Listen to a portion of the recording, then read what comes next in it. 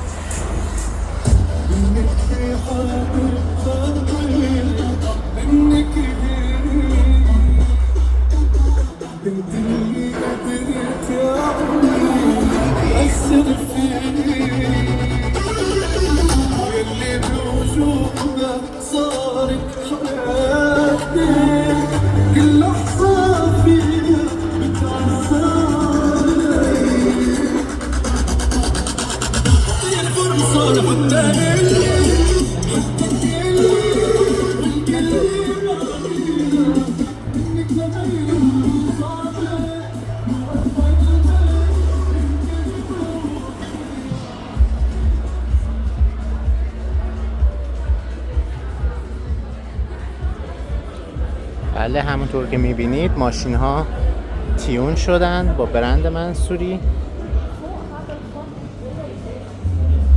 و این پروژه جدیدشون هست.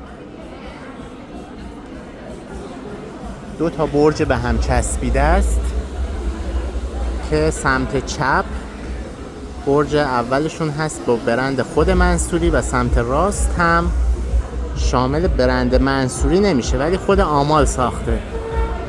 همه امکانات داخل پروژه ها هست به صورت سمی فرنیشت، یعنی فقط آشپزخونه تجهیز شده.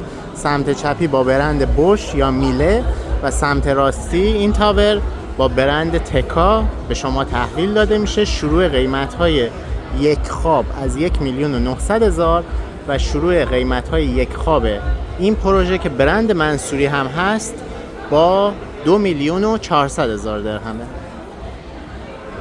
در منطقه میدان فول امکانات